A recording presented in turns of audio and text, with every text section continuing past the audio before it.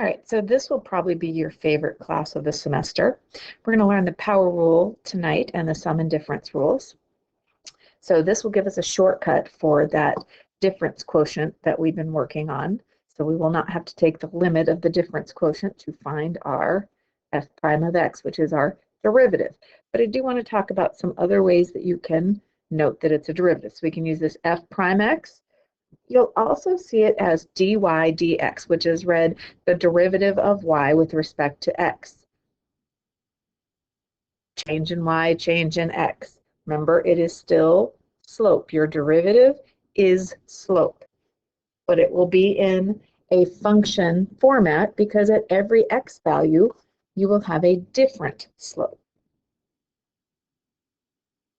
All right, so the power rule.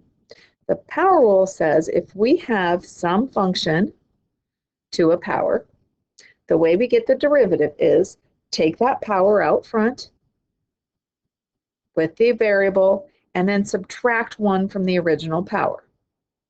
Okay, so let me show you how that would work. If I have x to the 6th, then the derivative, take the derivative of x to the 6th, then the derivative is 6x to the 6 minus 1, which is 6x to the 5th. Okay, so that's how it works for power rule. So let's find the derivative of each of these. If you want, you can stop the video and go ahead and try them on your own before we go over them. Now, this time we're calling it y instead of f of x, so y prime, my derivative. Bring the 5 out front, x, subtract 1 from the 5, which gives me a 4. Y prime. Okay, so when nothing is written as an exponent, our exponent is 1. Okay, so 1 comes out in front, x, 1 minus 1, which is 0, and anything to the 0 power is 1, so y prime is just going to be 1. And on this last one, I have negative 4, the power comes out in front, x, negative 4 minus 1, which will be negative 5. Couple others for you to try. Now, these are going to require rewrites. So remember, square root of x is x to the 1/2. You need to be able to rewrite that. If you do not know how to rewrite that, please go back and look at the review again, or go on YouTube and look at some videos about rational exponents to radicals. Okay, so we're going to rewrite that way. And this one, put y equals out in front of these. This one is going to be rewritten as x to the negative 4, which we actually just did. But you need to be able to rewrite a fraction like that in this format. So again, y prime is 1/2 x. Okay, that exponent came out in front, the exponent of 1/2 x. Now we take 1/2 and we subtract 1, so we're going to have a negative 1/2.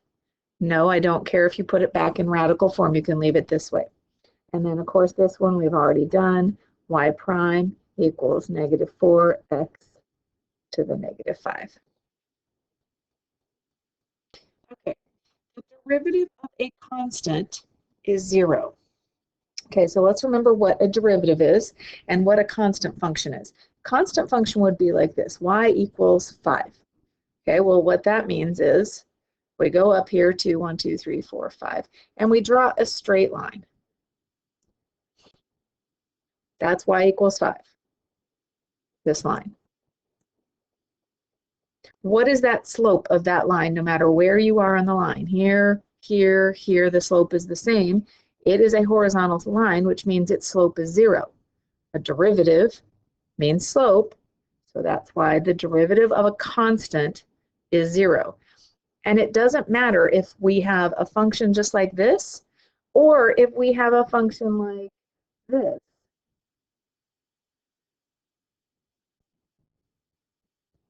The derivative of this piece is still going to be 0, okay, even if the constant is hanging off the end of a function.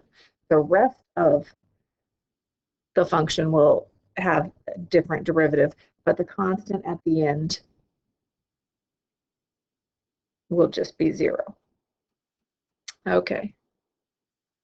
Okay, the derivative of a constant times a function. So let's say we have 7x to the 4th. Okay, we have a constant times the function. That means I could take the constant out in front, take the derivative of this function. So the derivative of x to the 4th is 4x cubed, and then multiply that together. So I get 28x cubed. Okay, the derivative of a constant times a function is the constant times the derivative of the function, which is what we just did. So pull that constant out in front, take the derivative of just the x to the power part, and then multiply them together. All right, so here's a couple. Now we just did this one. So this was 28x cubed. This one, we're going to have -9, because remember our derivative of x to the first power is just going to be 1. This one we're going to have to rewrite. So we have 1/5 x to the -2. Okay, so the x to the -2 is in the top. The 5 doesn't go with it because that power does not apply to the 5. So on that one, we're going to have -2. Let's do it with that rule. We have 1/5 times -2 x to the -3. Multiply that together. Now remember, that's going to have a 1 on the bottom. So you're going to have -2/5 x to the -3.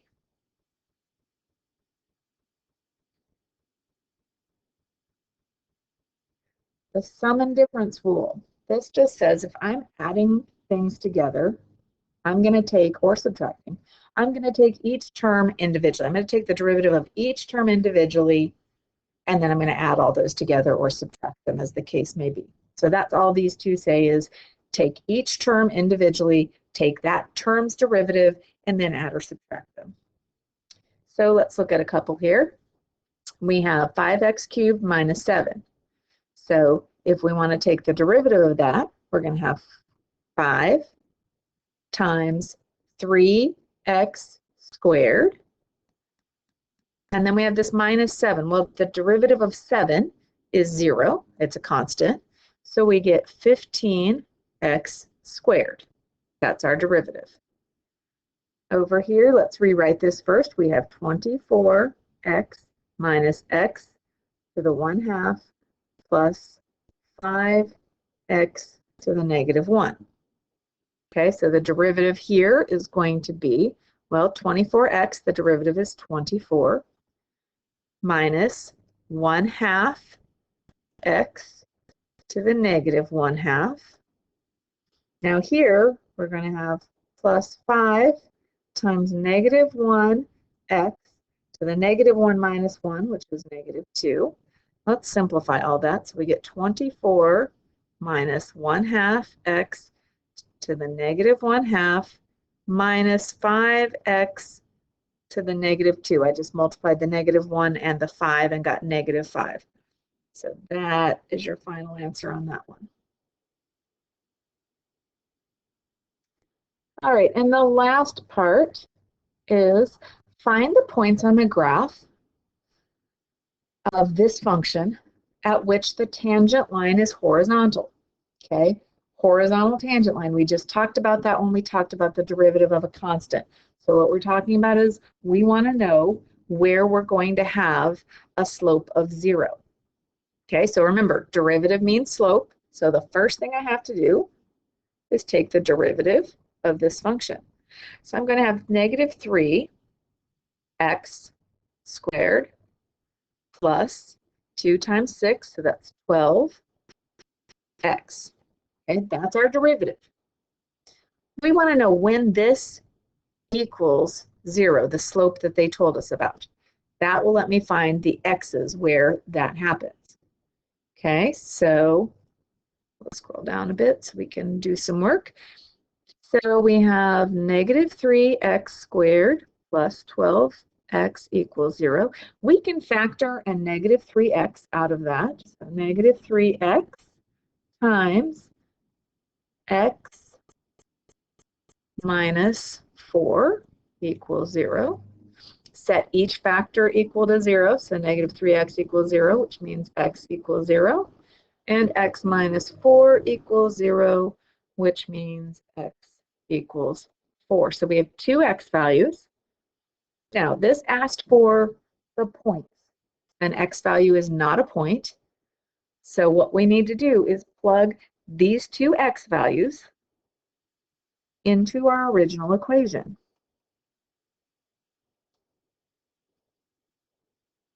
Okay, into the original equation, which is this. Okay, so I have negative 0 cubed plus 6 times 0 squared, which equals 0. So one of our points, and we'll put our answers over here, is 0, 0. The other point is 4. And let's see, negative, we have 4 cubed plus 6 times 4 squared equals, so let's see, we have negative 64 plus 4 squared is 24 times 6, so 144. Let's see what that is. Negative 64 plus 144 is 80. So our other point is 480. Let's try this one more time. Those were the 2 points. And here, oops, I guess I did my math wrong there. Let's see what I did wrong. Oh, I know what I did wrong.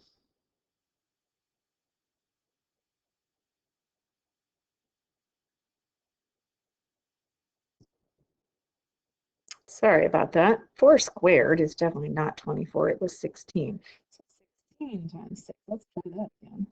Times 6 minus 64. Okay, so that should have been 96. So we should have gotten 32. Very sorry about that. You guys would have corrected me if we had been in class. Anyway, so that point should have been 432. Did I change that on? Change that here. 432, so you have the right answer. Okay, so that should have been 432, and you can see your other one here is 0, 0. And you can see that that is where those tangent lines are indeed horizontal. Okay, I want you guys to try this next one. Find the points on the graph. This is the exact same function that we already had. So we already know what the derivative is. We already did that. It's negative 3x squared plus 12x. This time we want to know where that has a slope of 9. So go ahead and stop the video and give it a try and see if you can find the point or points. It could be just 1 point, it could be 2 points. All right, so let's go ahead and solve this.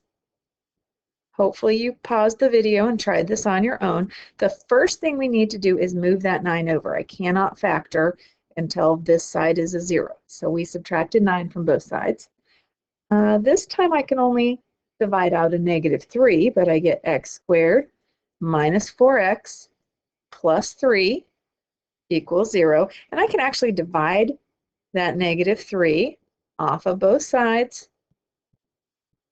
So that leaves me with x squared minus 4x plus 3 equals 0.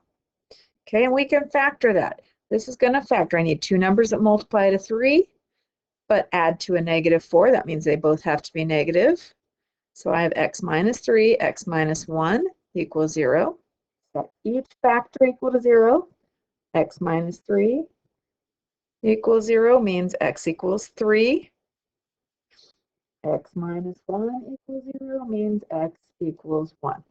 So we have 1 and 3.